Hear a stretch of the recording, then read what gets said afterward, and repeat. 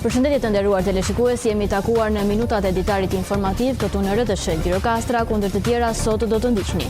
Kryetari i Komisionit Qendror i Zgjedhjeve Ilirian Celibashi, pas përfundimit të regjistrimit të emigrantëve shqiptar për zgjedhjet e 11 majit, theksoi se më 9 mars do të publikohen listat paraprake të zgjedhësve nga jashtë. Ndërkohë, shtoi se do të ketë edhe një afat për të korrigjuar adresat nga data 9 deri në 11 mars, vetëm për ata që janë regjistruar.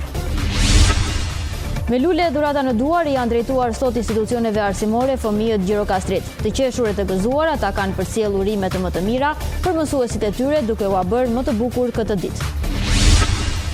Me 34 vite përvojë në arsimin fillor, mësuesja e shkollës 9-vjeçare Nonda Bulka Përmet, Areti Topoviti, vjen me një rrëfim për rrugëtimin e gjatë në këtë profesion kaq fisnik. Ajo tregon vështirësitë, por edhe emocionet e këtij profesioni. Në kuadër të festave të 7-8 marsit janë zhvilluar disa aktivitete në qytetin e Gurt.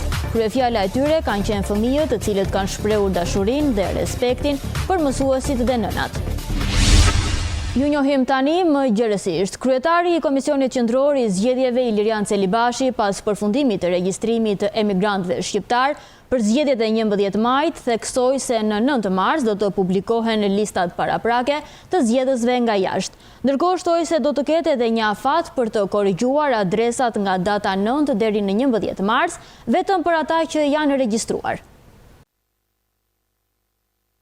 Komisioni Qendror i Zgjedhjeve ka mbyllur regjistrimin e diasporës shqiptare për zgjedhjet e 11 majit. Kreu i KQZ-s Ilirian Celibashi bëri me dije se 245.975 shqiptar që jetojnë jashtë vendit janë regjistruar për të patur mundësi të votojnë.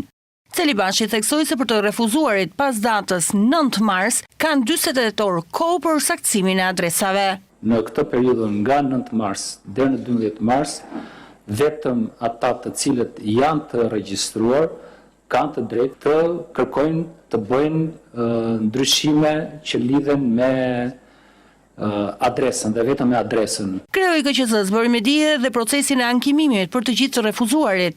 Të gjithë ata të cilëve ju është refuzuar kërkesa nga Komisioni Qendror i Zgjedhjeve mund të ankojnë në gjykatën e rrethit gjyqësor Tiranë, jo më vonë se data 11 prill.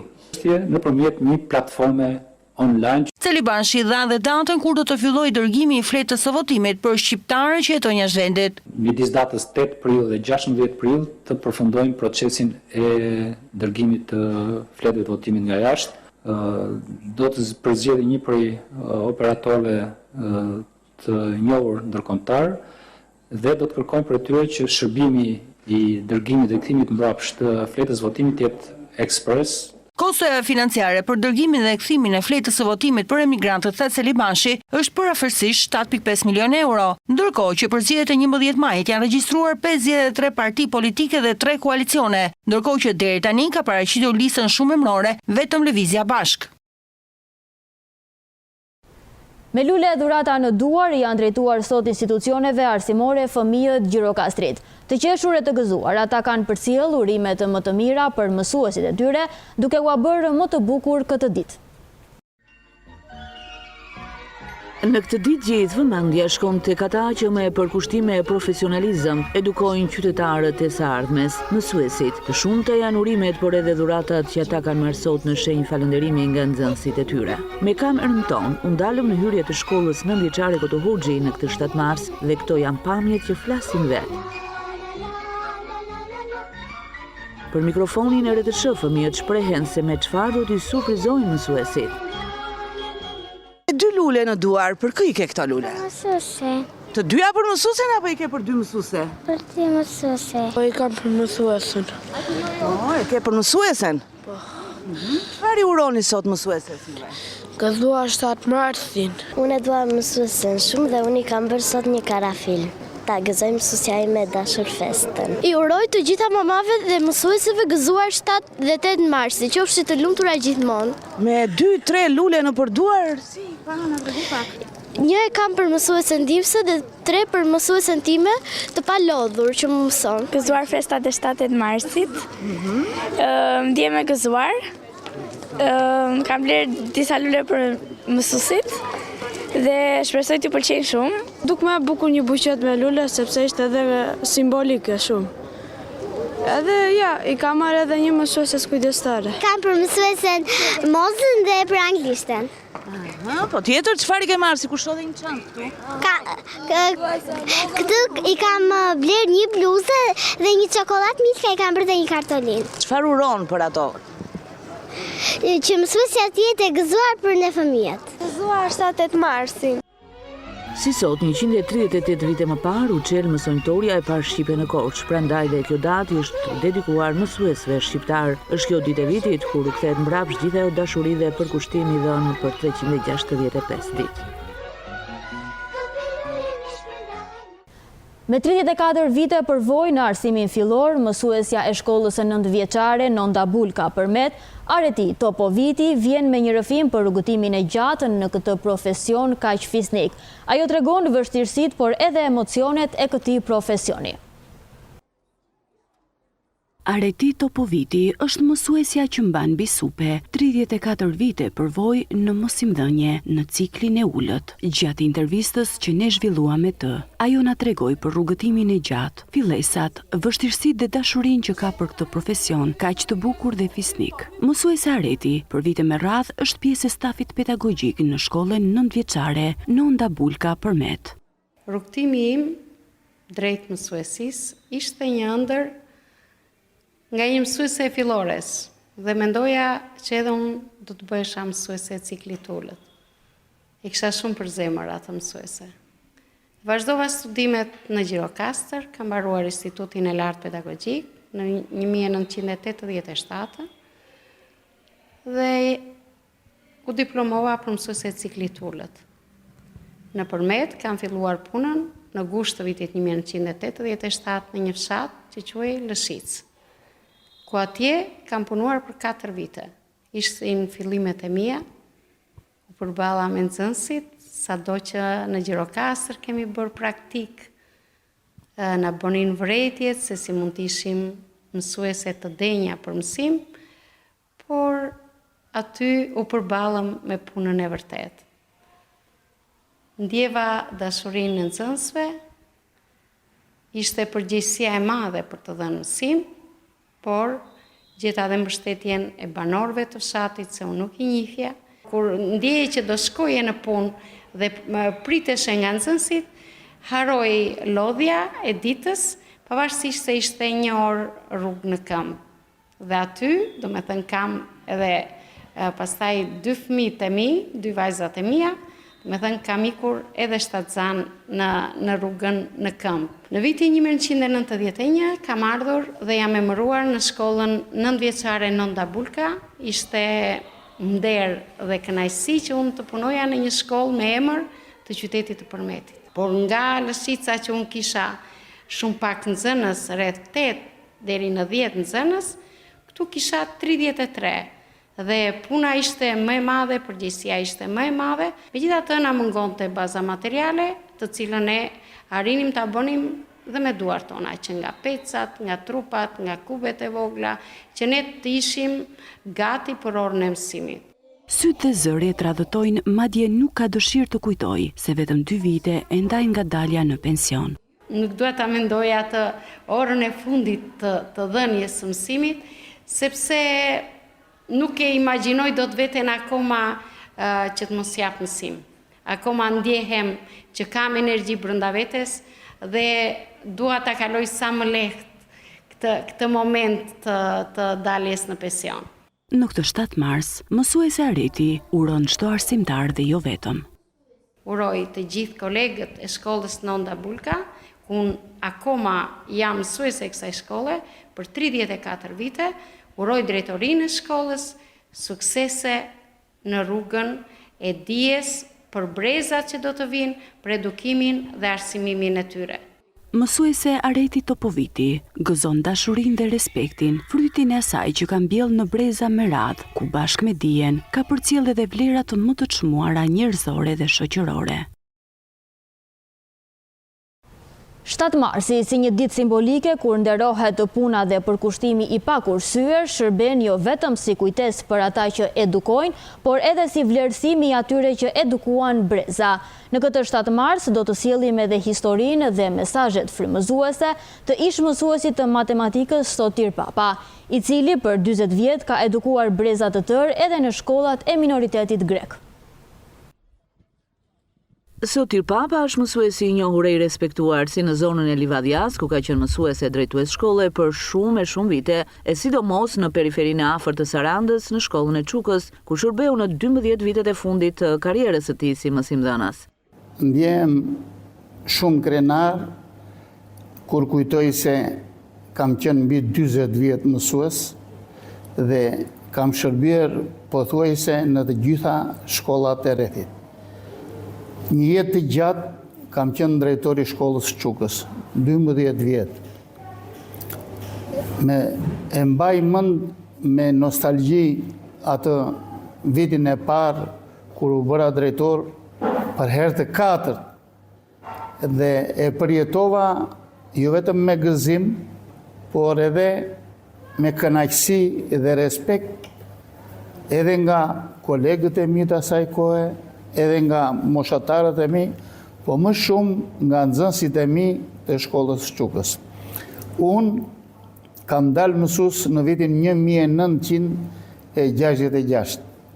Kam qenë mësues dhe nën drejtor shkolle në Mursi, drejtor shkolle në Sopik, drejtor shkolle në Livadia, nën drejtor shkolle në Aliko, dhe prej andej shumë vite drejtor shkolle në Çukë. Ai ka dhe ndan një opinion të vetin për zhvillimet e sotme në arsim dhe për rekrutimet përmes portalit Mësues për Shqipërinë. Se nga ana burokratike, portali Mësues për Shqipërinë zhvillon ose është i afishuar normalisht. Edhe ndikon edhe në përzgjedhjen e mësuesve, por e keqja më e madhe është sepse nuk ka mësues çfarë të përzgjedhë.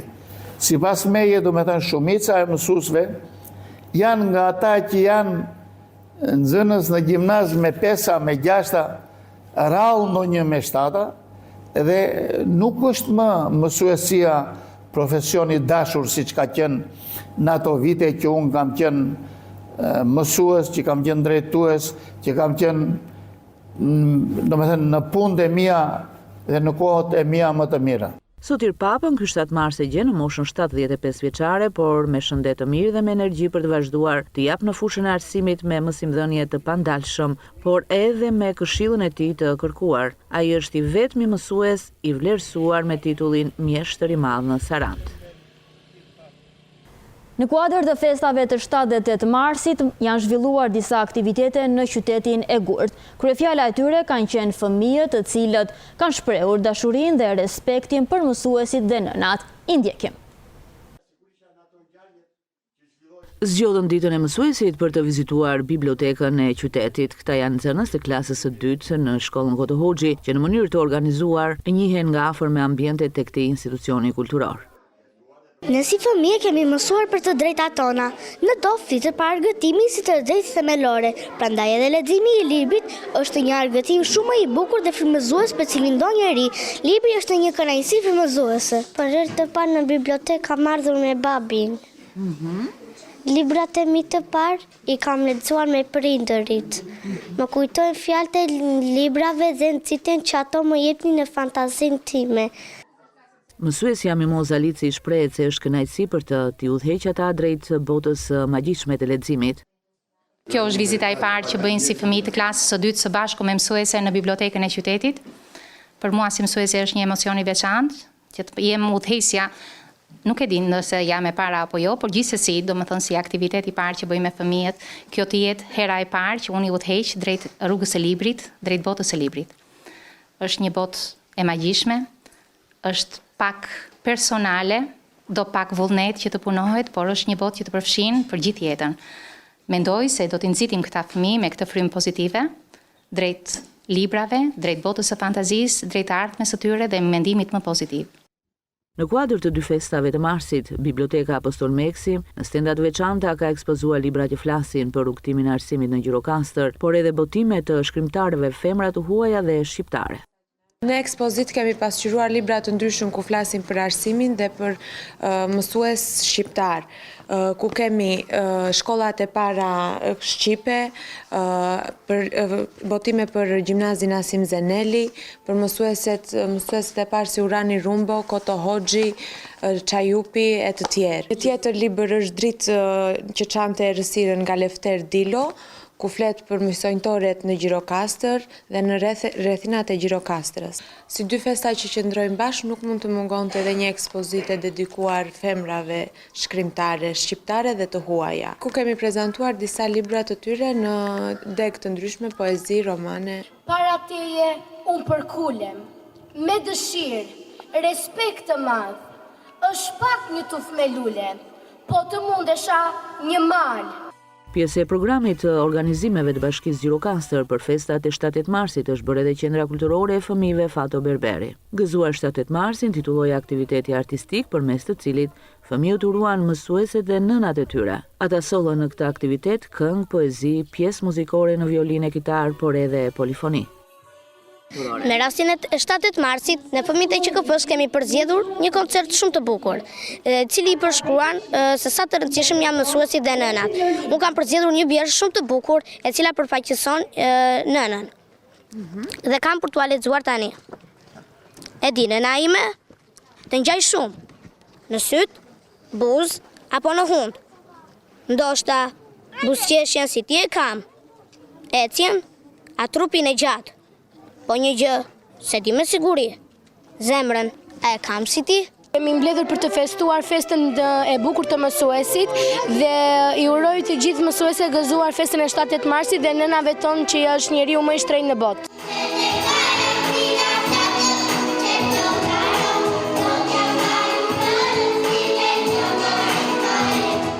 Këta janë fëmijë të studios muzikore Haxhi Selfo, për mbi 2 orë në skenën e teatrit Zinisako, performuan 24 këngë, të cilat erdhen si një buqet urimesh për 2 figurat më të rëndësishme në jetë, nënës dhe mësuesit. Ishte një koncert, ne t'i uronim nënave dhe mësuesit tanë, gëzuar festën. Si kaloi koncerti sot? Shumë bukur. Çfarë këngë këndove? Ti e det o det i gjërë. Por kujt i kështoje kjo këngë? Urova nënën time me këtë. Gëzuar 7 marsin. Ke bërë dhuratën për mësuesen tënde? Po. Po për nënën? Po, të gjithë. Kujt ja ke bërë më të bukur? Nënës. Ju uroj të gjitha nënave dhe të gjitha mësueseve gëzuar 7 marsin. Në botën e muzikës, këta fëmijë udhëhiqen nga këngëtari gjirokastrit Gentian Selfo.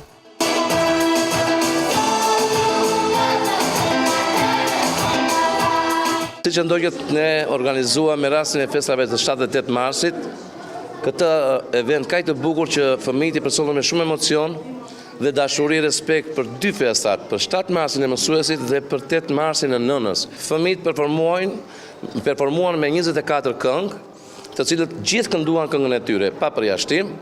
Këngët qenë të përzgjedhura me rastin e festave, materiale dolën shumë të bukura, i personën fëmijët me shumë emocion, ashtu si ndojët edhe juve.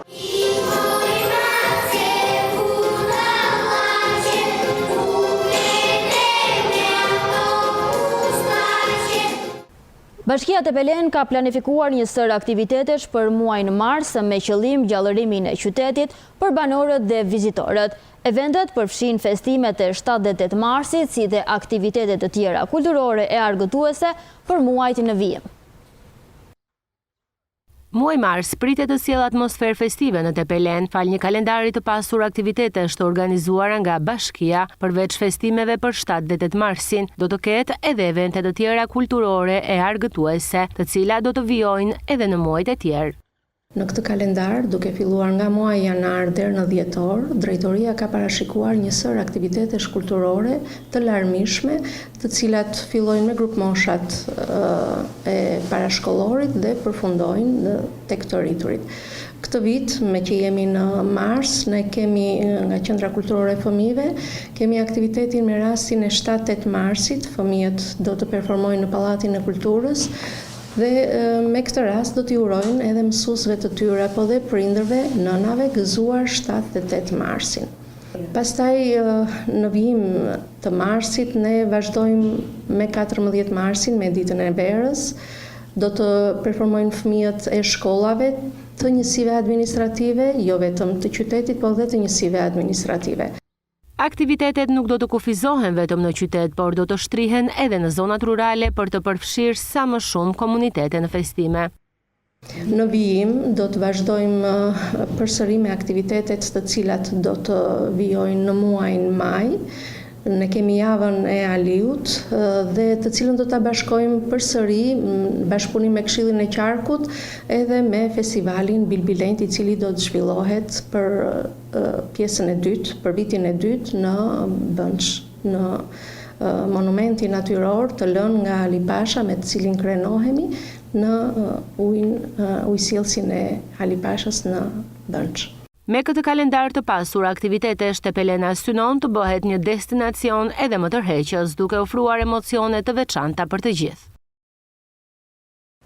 Taksistët e Sarandës kanë dalë sërish në protestë duke bllokuar rrugën përpara bashkisë së qytetit. Edhe këtë herë ata kanë kërkuar nga bashkia mosudhënien pa limite të licencave si dhe mungesën e parkimeve. Paraditja e sotme ka nisur me një tjetër protestë të sindikatës së taksistëve të Sarandës. Pas xhiros në rrugët kryesore të qytetit, duke u rënë borive, janë stacionuar duke bllokuar rrugën përpara bashkisë së qytetit, ku kanë tubuar sërish. Ata janë shprehur të revoltuar për mos plotësimin e kërkesave të tyre të përsëritura. Kërkesa specifike të ditës sotme janë bashkia e Sarandës me nënkrye kryetarin e bashkisë dhe me 2 nënkryetarët e bashkisë nuk duam që t'jepen me asnjë lloj licence.